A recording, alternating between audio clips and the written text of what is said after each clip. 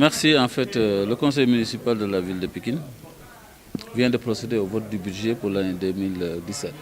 Un budget qui s'élève à 7 milliards 478 millions, qui a été voté aussi presque l'unanimité. Je pense qu'il n'y a eu qu'une seule opposition. Donc c'est remercier le conseil municipal dans son ensemble et puis remercier les populations de Pékin encore une fois pour la confiance qu'ils portent à ce conseil municipal et souhaiter en fait que Dieu nous accompagne pour la réalisation de l'ensemble des objectifs que nous avons pour Pékin.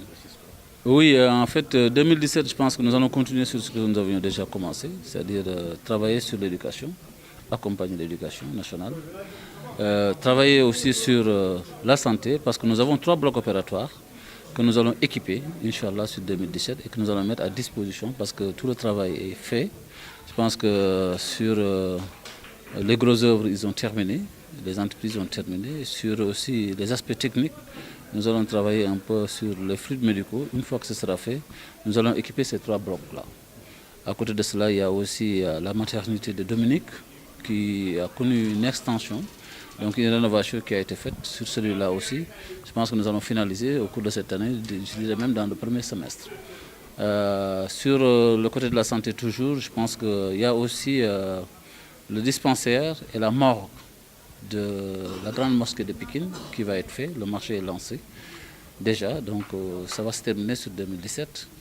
Mais sur 2017 toujours, la grande priorité des priorités que nous avons sur 2017, c'est le pavage.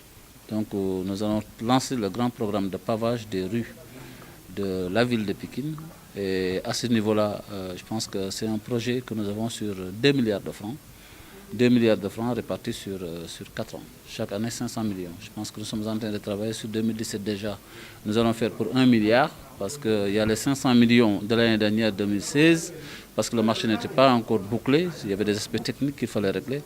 Le marché, sur ces aspects-là, tout est terminé. Nous l'avons lancé et nous attendons un peu l'attribution. Je pense que quand on fera le dépouillement, celui qui aura gagné ce marché-là va pouvoir commencer à travailler. Nous pensons qu'il pourra le faire dans le courant de ce premier trimestre. Et sur l'année 2017, donc, nous allons travailler sur cette option de pavage des rues de Pékin sur 1 milliard de francs.